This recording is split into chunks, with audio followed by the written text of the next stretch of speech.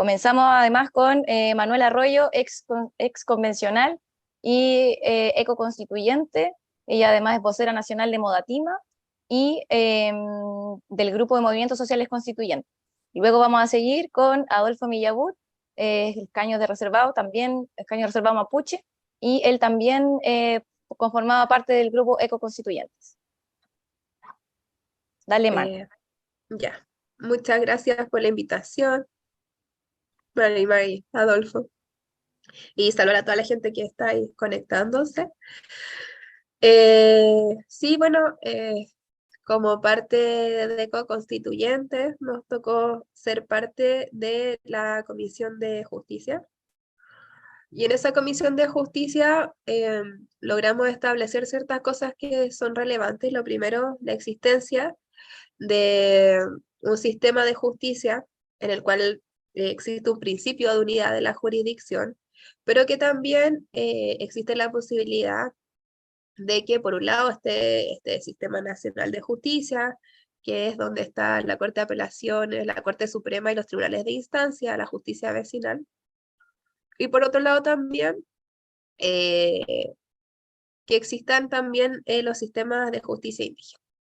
Esto no es una invención de la Convención Constitucional, de hecho está establecido en el artículo 9 o 10, digo ahí 10, del convenio 169 de la OIT, y yo al menos su origen lo encuentro, este reconocimiento a nivel constitucional en la Constitución de Colombia de 1994 y también se ha aplicado en países como Perú, Bolivia, entre otros.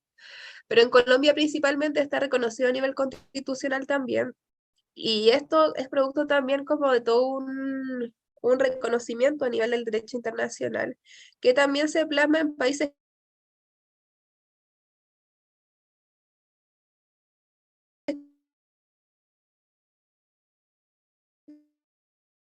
que... Entonces, a partir de la existencia de aquello, lo que dice la Constitución, lisa y llanamente, es que va a ser la ley la que determine los espacios de coordinación, de cooperación, cómo va a funcionar. No dice nada más que eso, no dice que el país se va a dividir, no dice, es como muy una interpretación bien exagerada, ¿no? De quienes no quieren que existan derechos para los pueblos indígenas.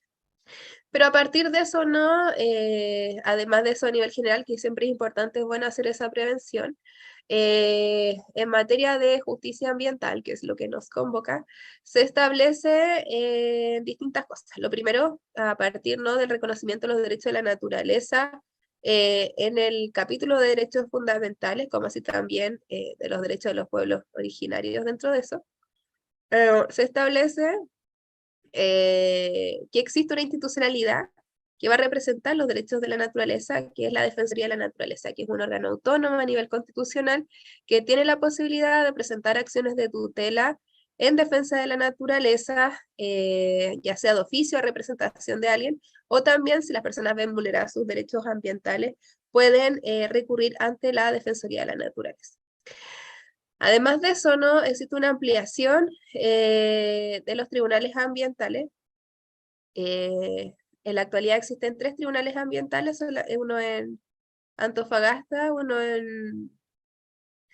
en Santiago y otro en Valdivia, lo cual es bastante poco, ¿no?, para la existencia de una gran cantidad de conflictos socioambientales a nivel constitucional, o sea, a nivel nacional, perdón, y por lo tanto también consideramos de que esta ampliación de los tribunales ambientales permite un mayor acceso a la justicia ambiental y permite que la gente de las regiones pueda tener también un tribunal donde litigar en su región.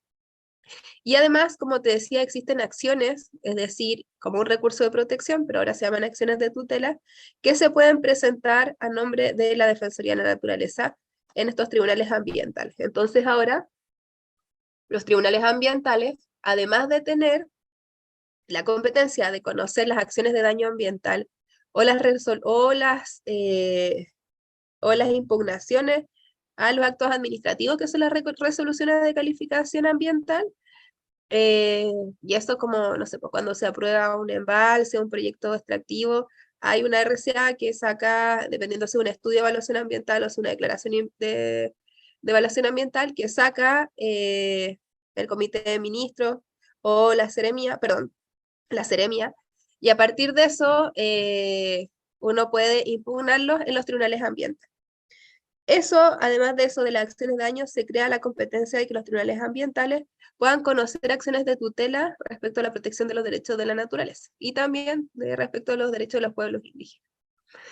Y también dentro de la Comisión de Justicia trabajamos en la creación de una Agencia Nacional del Agua, que es un órgano autónomo que va a estar encargado de la distribución de usos de agua, es decir, ya no van a existir derechos de propiedad de agua a particulares, sino que van a ser redistribuidos mediante derechos de uso que no generan propiedad. Recordemos que la Constitución de Chile es la única constitución en el mundo que en su artículo 19, número 24, inciso 11, establece derechos de propiedad privada por sobre el agua. Y la DGA, desde el año 81 en adelante, entregó de forma gratuita y perpetua derechos a particulares que no pagaron ni un impuesto ni un peso por ser dueños del agua. Y hoy día nosotros estuvimos investigando con el Modatima, y la DGA dice que hay como 150.000 aprox derechos de agua otorgados. De esos son entregados a 75.000 personas que tienen derechos de agua. Y si uno hace el cálculo entre la cantidad de personas que viven en Chile y las que tienen derechos de agua, menos del 0,5% de la población chilena es dueña del 90% del agua. Y de ese 0,5%, el 2% son los que son dueños de casi el 80%. Entonces hoy día tenemos que efectivamente hay personas, que sé yo, como Walker, como Chaín, como Pérez Lloma, esta misma gente que no quiere que cambie la Constitución porque o justo les toca también en su bolsillo y en sus intereses, que concentran derechos de agua. Ya, y eso también es muy grave, ¿no? Porque se vive escasez hídrica y hay personas que no tienen agua para tomar, para poder regar la siembra, para poder también, ¿no?, ejercer la cultura. Y ahí encuentro súper relevante como el vínculo también con los derechos de los pueblos indígenas. La norma que sigue respecto al derecho humano al agua establece que los pueblos indígenas tienen derecho a los usos que ancestralmente han tenido sobre las aguas. Y eso es súper importante porque supera esta lógica de los derechos de propiedad y aporta a la gente que vive en el río, ¿no? El fin de semana estuve ahí te mandaron saludos, en Reigolil, ahí de Curarrehue para arriba, la gente se acordaba de ti. Y Colgado en la montaña ahí de los Andes. soy Ipuy. Y la gente me decía, no, pues aquí el río Trancura, yo le decía, ya, ¿de quién tiene derechos de agua? Nadie, gente que toda la vida vivió en el río, que vive en contacto habitual, diario con el río. Y nadie. ¿Y quién es dueño del río Trancura? Chilgener tiene 300.000 litros de agua por segundo. Entonces, no decía, pero es como, dice, nosotros tenemos miedo que nos entuben todo. Por otro lado, nos decían, nosotros tenemos la amenaza minera aquí en el Soyipuyi, que es un volcán muy hermoso que está de Curarrehue hacia la cordillera, más arriba que el volcán Villarrica, y de gran significación cultural. Yo conozco gente que va a buscar piedras por allá, todo. Y, y ellos tenían miedo de que eso fuera invadido por las mineras. Y ahí estuvimos leyendo una norma que precisamente establece una zona de exclusión minera en los glaciares y en las zonas periglaciales, con lo que se protege al Soyipuyi de la invasión minera. Así que quedaron terrible, muy contentos con la constitución, súper convencidos. Y además también fue súper lindo porque estábamos conversando y una señora, la mía me dice, lo que pasa es que nosotros somos la naturaleza, somos de la naturaleza. Y yo le leí la norma del artículo 8 que habla sobre la interdependencia con la naturaleza, y le dije, mira, lo mismo que me dice usted, pero con palabras más rimbombantes, pero es precisamente lo mismo. Y ahí yo me sentí bien contenta porque como que siento que las cosas que las personas que nosotros creemos que tenemos que cuidar, proteger, que viven en la naturaleza, que viven en nuestros territorios, que son personas, o sea, un invierno en Reigolil con la nieve una semana, la luz cortada, gente que sigue viviendo ahí, reproduciendo su cultura, que protege la naturaleza. De verdad, sí te genera una admiración y decir, bueno, si estas normas están cumpliendo las necesidades de las comunidades de acá, creo que igual hemos cumplido un objetivo importante. Y yo sé que, claro, obviamente hay muchas cosas por delante, muchas cosas que resolver, pero claramente como, no sé, igual estaba súper cansada, llegué para allá y a partir de esas conversaciones sentí como ya, estamos bien, al menos estamos aportando en algo, cosas concretas que la gente necesita y en ese sentido por eso creo que se alcanza un estándar alto de justicia ambiental, que se protege esa interrelación especial que existe entre los pueblos indígenas y la naturaleza, que además se protege en las montañas, que es donde nace el agua, así que también muy, muy contenta y de presentar también este capítulo de justicia ambiental. Eso, gracias.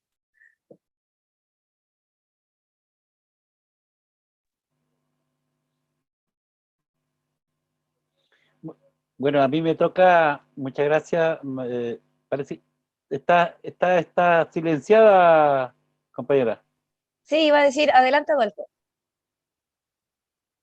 Ya, perfecto. Lo que decía Manuela, muchas gracias por la ilustración de cómo vive la vida diaria un mapuche pehuenche arriba en Regalil con el río Rancura y cómo le hace sentido en lo que está en el texto de la Constitución en materia de los derechos de la naturaleza, la relación interdependiente que tenemos con la naturaleza y también cómo lo que uno discutía muy intensamente en la convención con los distintos miradas que eran 154, llegamos a acordar a esos articulados que le hacen mucho sentido a la vida diaria del chileno que a veces no tiene ninguna forma de expresarse, pero en este tipo de reuniones me imagino yo, Manuela, te diste cuenta que tiene mucha consonancia con lo que discutimos ahí. Y a mí por lo menos me ha pasado lo mismo, pero me ha pasado algo bien particular, eh, porque gran parte de las reuniones que me toca a mí participar, me ha tocado participar de dar explicaciones de lo que yo creía que no había que dar explicaciones, que es lo que era la plurinacionalidad, la justicia indígena, la autonomía territorial e indígena. Y la verdad que yo siento que los conservadores, que no es patrimonio solo de la derecha, sino que lo que no les gusta es que las cosas cambien porque ellos están cómodos así como están, han logrado en la población instalar un miedo de que la gente se preocupe más de la plurinacionalidad, de los pueblos indígenas, que parece lo ven como una amenaza, así en su imaginario, que discutir los temas que hizo motivo de por qué la gente se levantó el 18 de octubre. Entonces han sido muy hábiles, de manera muy mañosa, de distorsionar un poco la discusión de fondo y poner a debatir temas que también les es rentable para los resultados de sus propósitos, que quieren conseguir que se rechace esta constitución, poner a los indígenas como los malos de la película y la plurinacionalidad como un problema. Entonces, en cada reunión, Manuela, también me he tenido que gastar tiempo en explicarle y le quiero también explicar eso hoy día en esta conversación. Porque yo les digo, parto diciendo aquí, los compañeros del Partido Comunista están un poco descansando, porque ante la derecha, cada idea que encontraba que no les gustaba, lo catalogaba de comunista. Y ahora pasamos los indígenas a hacer la cortina de humo como los chivos expiatorios para no tocar los temas que efectivamente esta constitución va a ir a resolver, que son la injusticia, los abusos, la decadencia institucional, la falta de credibilidad de los políticos, hacia los políticos. Y esos fueron los motivos el cual hicieron el tema de la revuelta de octubre. Pero antes de llegar a esos puntos, yo quería explicar, a nuestro entender, qué nosotros creemos de lo que es la plurinacionalidad. En el artículo 1, como muy bien se lee cuando uno se dedica a leerlo, dice que Chile es un Estado social y democrático de derecho. A renglón seguido dice que es plurinacional, intercultural, regional y ecológico. Si nosotros solamente nos dedicáramos a explicar cada uno de esos 5 conceptos, me imagino tú también, Manuela, compartirás conmigo que podemos tener una jornada entera para un solo concepto. Cuando decimos democrático, por ejemplo, cuando decimos plurinacional, cuando decimos intercultural, regional, ecológico. Y entonces, para poder explicarme, yo cuando uno entiende democrático, hay una manera que nosotros entendemos la democracia, que es la democracia indirecta, que ir a votar una vez cada 4 años y le entrega la autoridad a la persona para que tome la decisión a nombre nuestro. Pero esta constitución también toma la democracia directa, porque en el mismo artículo habla que este sistema de convivencia ser paritaria, con democracia directa y democracia indirecta.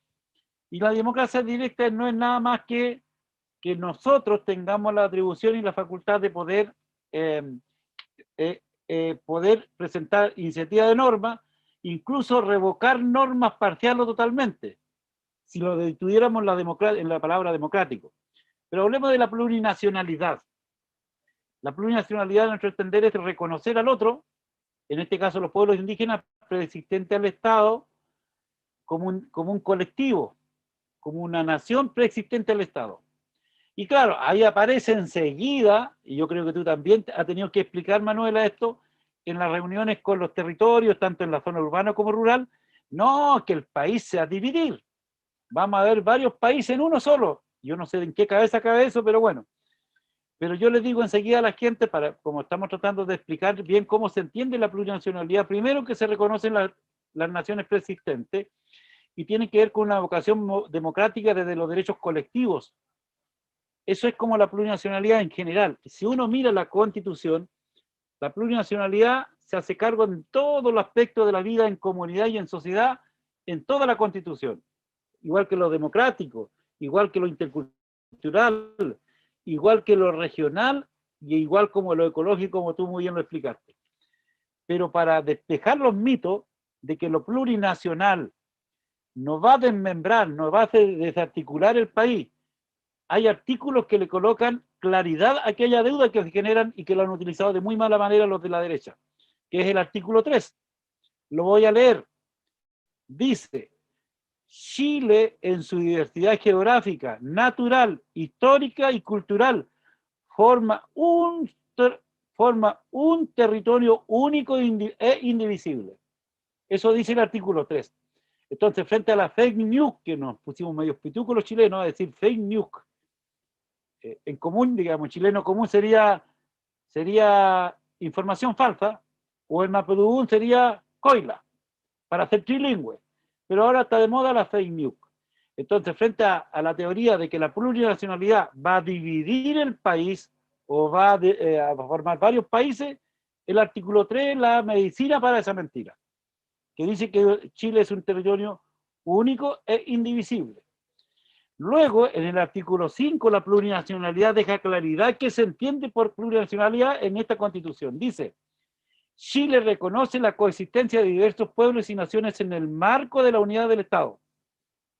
Y ahí nombra cuáles son los pueblos que se reconocen. En el artículo 5, para los que están ahí en el sistema para escuchar, el artículo 5 disipa, desmiente la fake news, la mentira o la coila de que el Estado se va a dividir, sino que dice siempre en la unidad del Estado. Se reconoce siempre el Estado unido en un solo territorio.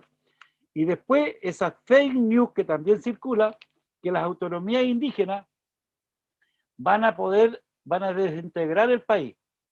Y hay un artículo que también le pone una claridad a la gente y que debiéramos leerlos todos, que es el artículo 187, numeral 4. Dice ahí que ninguna entidad territorial, en este caso las regiones autónomas, las comunas autónomas y las autonomías indígenas, cuando se constituyan, no puede ninguna amenazar la unidad territorial del Estado. Así lo dice en el número 4. Pero es más claro todavía, dice que ni una autonomía indígena, autonomía comunal, autonomía regional, puede pretender el secesionismo. Es una palabra medio difícil de explicar, secesionismo, que tiene que ver que ningún territorio regional, comunal o autonomía indígena puede pretender declarar salirse fuera de la unidad territorial o fuera del Estado. Por lo tanto, esos 3 artículos son muy claritos para desmentir lo que se entiende por plurinacionalidad. El reconocimiento de los pueblos existentes, pero siempre en la unidad territorial, según el artículo 3, según el artículo 5 y sobre todo con el artículo 187, numeral 4, que desmiente esa mentira de que la plurinacionalidad es un problema de convivencia. Al contrario, y esto ya es mi propia reflexión, la plurinacionalidad lo que genera es cohesión social.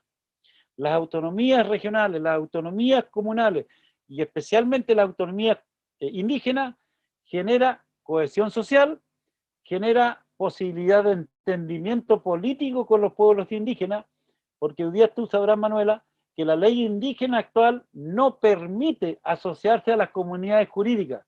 Están prohibidas por ley asociarse.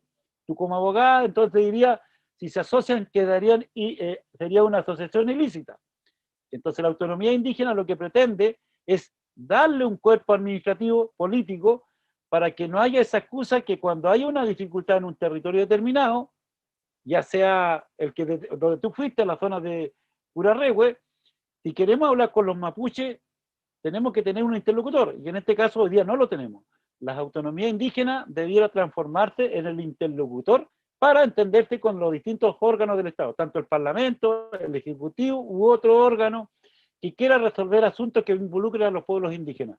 Por lo tanto, la autonomía indígena, más que una amenaza, es una oportunidad que Chile se puede dar para poder saber con quién hablar, con las autoridades que la propia gente nombre en la autonomía indígena, porque hoy día no hay cómo resolver ese punto, y lo que nosotros, como usted ya sabe, le tuvimos que dar esta posibilidad a que la autonomía indígena se constituya.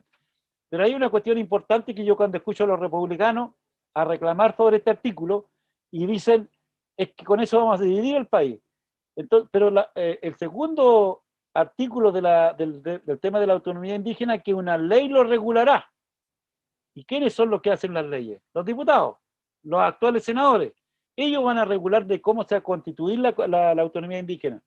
Y dice también que tienen que definir las delimitaciones, tienen que definir también las atribuciones, tienen que definir la competencia que tienen que tener la autonomía indígena, las compartidas con las regiones, con el gobierno central o con las comunas, y esas son las características que tienen que tener para que legislen, pero son los parlamentarios que van a regular de cómo se van a conformar la autonomía indígena. Entonces, toda esta circulación de mentiras en la discusión técnica, cuando la gente va leyendo el articulado, se va dando cuenta que es una manera de poner a los mapuches como malos de la película, pero también para no discutir los temas de fondo. Y aquí ya yo termino con la presentación, o mi opinión. ¿Cuáles son los temas de fondo? El centralismo, excesos de centralismo, la dependencia de las 4 manzanas que mandan este país, la moneda y sobre todo la comuna donde vive el rechazo. De ahí dependemos de lo que decidan ellos por nosotros. Y también el abuso. Esta constitución se hace cargo de poder responder a la reclamación de que hemos sido objeto y víctima de abuso como sociedad de los poderosos. Eso no se está debatiendo. Y en el capítulo que tiene que ver con la redistribución del poder, la descentralización, dice que las regiones van a tener mucho más atribuciones, más recursos, porque como sabemos nosotros, tú y yo, Manuela, el 14% del presupuesto de Chile solamente lo gastan las regiones, o toman la decisión cómo gastarlo en las regiones y las comunas. El 80%, prácticamente el 80% del presupuesto del país, lo deciden en la moneda entre los ministerios desde Santiago. Entonces hay un problema serio de cómo se toman las decisiones, porque demoran mucho y finalmente no conocen la realidad y toman determinaciones que a veces son equivocadas y lentas. Lo que dice la Constitución es que tiene que haber una traspasar la atribución y facultad a las regiones para que las regiones tengan más cerca la decisión, o a las comunas. No solo responsabilidad, sino que también los mismos recursos que hoy día tiene Chile lo tengan que gastar en las regiones, en las comunas. Esos temas no se están discutiendo. Y el último punto que quiero hacer presente en esta presentación es el tema de la probidad. Nosotros, la gente que se movilizó en octubre fue porque había corrupción, decadencia y falta de credibilidad en los políticos. Hay dos artículos que conviene que los lea la población en esta Constitución. Es el artículo 170, que dice que la corrupción es contraria al bien común y daña la democracia.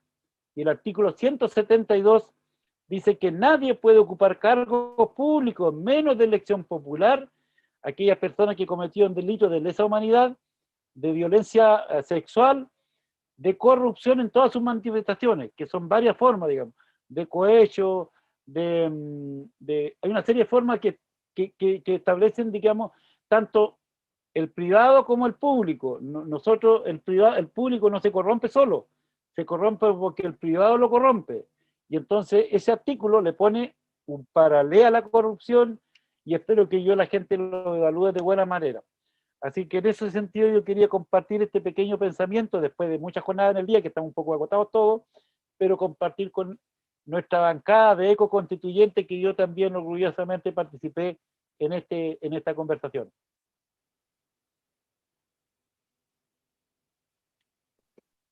Muchas gracias, Adolfo y Manuela. Estamos transmitiendo en directo por YouTube. Vamos a ver si alguien tiene alguna pregunta, pero muy claras sus presentaciones. Y no sé si quieren agregar algo, algún mensajito mientras tanto.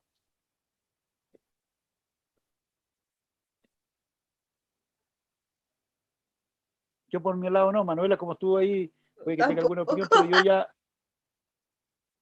Estamos cansadas. Bueno, entonces vamos ahora a seguir haciendo campaña por el apruebo, informar a la gente, invitar a sumarse a distintos comandos y poder difundir los artículos de la nueva Constitución. Y desde ya los dejamos invitados a las próximas sesiones. Estamos con este ciclo, que son 9 sesiones en total. Y bueno, vamos a seguir con nueva propuesta de aguas y gobernanza hídrica este jueves con Camila Zárate, que es del MAT y también del Grupo Ecoconstituyente, y Gloria Alvarado, que es de Modatima también. Así que los dejamos esperados este próximo ciclo. Les damos las gracias por haber compartido con nosotros y vamos a compartir este video mejor por redes sociales, que tuvimos unos problemitas técnicos para compartir. Así que les pedimos disculpas desde la organización. No, muchas gracias. Nos vemos. Muchas gracias. Chao, Estén muy bien. Cuídense. Nos vemos el jueves. Chao. Ya, Eso, Manuela, nos un vemos el abrazo jueves. fuerte, nos estamos viendo.